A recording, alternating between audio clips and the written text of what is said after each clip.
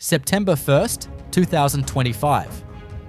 Ukraine's FPV drone strikes against Russian forces continue to intensify. In the Donetsk, Kherson, and Zaporizhzhia regions, Ukrainian forces carried out concentrated FPV and kamikaze drone attacks, targeting Russian infantry. These continuous operations have disrupted Russian supply lines and slowed their advances across key fronts. Russian troops struggle to find cover.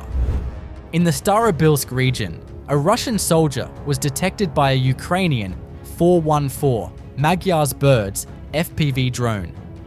The lone soldier was attempting to move past Ukrainian defensive positions, but the FPV drones were deployed before he could advance further.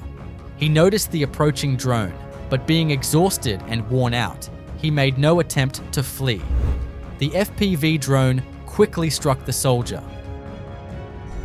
An airstrike using a guided American GBU-39 aerial bomb targeted a house with Russian drone operators in the Kherson region. The powerful strike leveled the entire building as the bomb hit the main support columns, causing the structure to collapse from below. Reports indicate that numerous Russian soldiers were neutralized in the attack. Here is another drone footage of the Ukrainian airstrike. In the Donetsk region, Ukrainian forces carried out an operation in the settlement of Zelenih to drive out Russian troops who had fortified the area. The operation lasted for 1 week, with Ukrainian infantry conducting raids on houses occupied by Russian soldiers. Throughout the fighting, FPV drones were actively used alongside air support to strike enemy positions and assist ground troops. After days of heavy clashes, Ukrainian forces succeeded in pushing Russian soldiers out of the settlement and regaining control. Dozens of buildings were destroyed during the operation, and many Russian soldiers were rendered inoperative, unable to continue their hold on the area.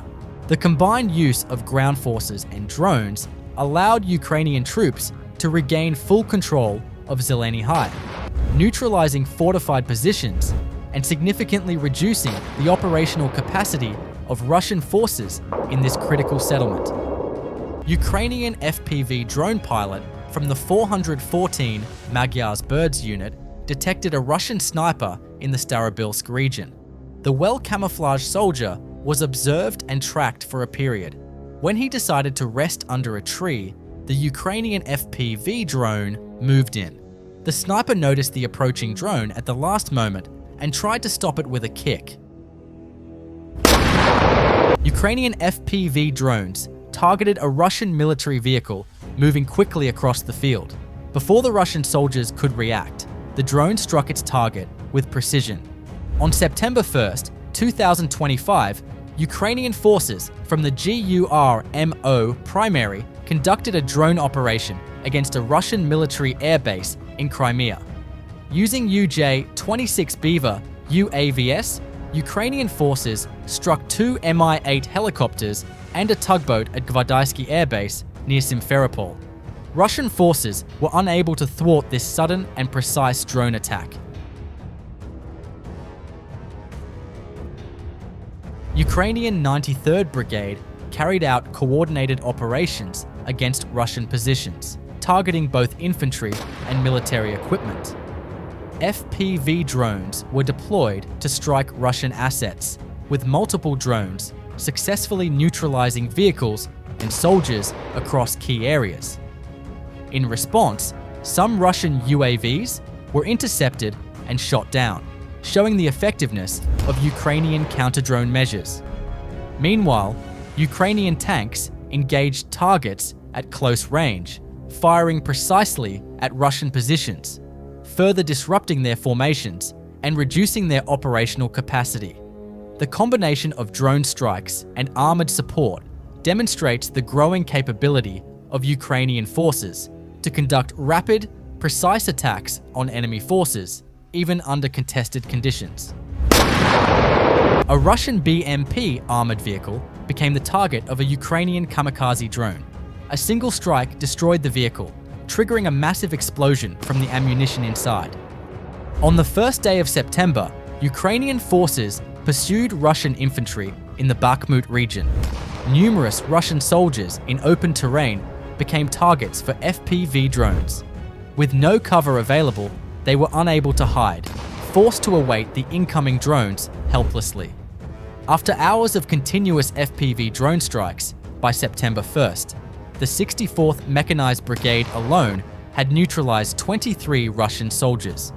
Ukrainian fiber optic FPV UAVs from the Signum Battalion destroyed Russian bunkers and positions in the Lyman direction. The Signum Battalion, which has long been highly effective in the Lyman area, has now become a dominant force in the region. With some of the most experienced drone pilots in FPV control, the battalion can infiltrate nearly every Russian position using drones. Underground Russian bunkers and fortifications are being wiped out with high-explosive FPV drones.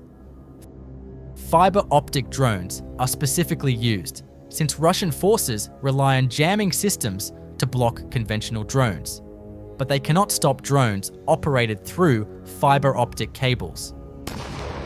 UJ-26. Beaver drones operated by Ukraine's GURMOPRYMARY units carried out a precision strike in Crimea, targeting and destroying several key Russian assets. The attack hit the UT radar, the RT-70 radio telescope, the GLONASS navigation complex housed in a protective dome, the MICE M1 coastal radar, and the S-400 air defense radar system. Each of these facilities plays a critical role in Russia's surveillance, communication, navigation, and air defense network. In August 2025, Ukraine deployed 3 newly delivered FP-5 Flamingo cruise missiles, a domestically developed system built by Firepoint. These missiles boast up to 3,000 kilometer range and carry a 1,150 kilogram warhead. Their deployment underscores significant growth in Ukraine's domestic defense innovation. A Ukrainian Darts kamikaze drone struck and destroyed a rare Russian Tu-S Malva 152mm self-propelled artillery system. Only a handful of these units are known to exist, making the loss particularly significant for Russian forces. The Ukrainian 414th Strike UAV Brigade has been actively targeting Russian military vehicles along key logistics routes. FPV drones detect armored vehicles and supply trucks in transit, quickly maneuvering to strike. In open terrain or areas with limited cover, Russian forces often fail to evade the drones. These operations inflict significant losses on Russian supply lines, severely limiting their mobility and resupply capabilities.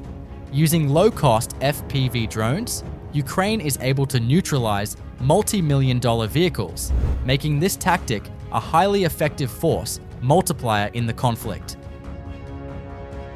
On the evening of August 28th, Ukrainian aerial reconnaissance observed a mechanized Russian advance toward the Progress-Malinivka axis, involving 7 armored vehicles and up to 100 personnel, reinforced from the Kursk region, including elements of the 155th Naval Infantry Brigade. The Ivan Franko Group, in coordination with a HIMARS battery, struck the advancing armored group, preventing it from reaching the frontline positions of the 79th Airborne Brigade. The strike resulted in 3 Russian armored vehicles being destroyed, 2 immobilized and abandoned, and 1 destroyed directly by HYMARS. Additional armored losses occurred from adjacent Ukrainian units. The combined FPV drone and HIMARS operation caused between 50 and 100 Russian personnel to be rendered combat ineffective. Ukrainian forces remain ready to respond to any further attempts at mechanized assaults in this sector. The armed forces of Ukraine struck a station that pumped diesel fuel through main oil pipelines, including for the needs of Russian troops, east of Nytopovichi village, Bryansk region. As of September 1st, 2025, Ukrainian forces continue to maintain pressure on Russian positions across multiple fronts. FPV and kamikaze drones have disrupted Russian logistics, hitting vehicles, ammunition depots, and isolated infantry, forcing enemy units to slow their advances. Russian troops in open areas are increasingly vulnerable, with few safe zones to regroup or hide, while Ukrainian units combine drone strikes with artillery and armored support to maximize impact. Logistics routes remain contested, slowing Russian resupply and reducing operational flexibility, while Ukrainian forces continue to adapt quickly, striking isolated forces and fortified positions alike.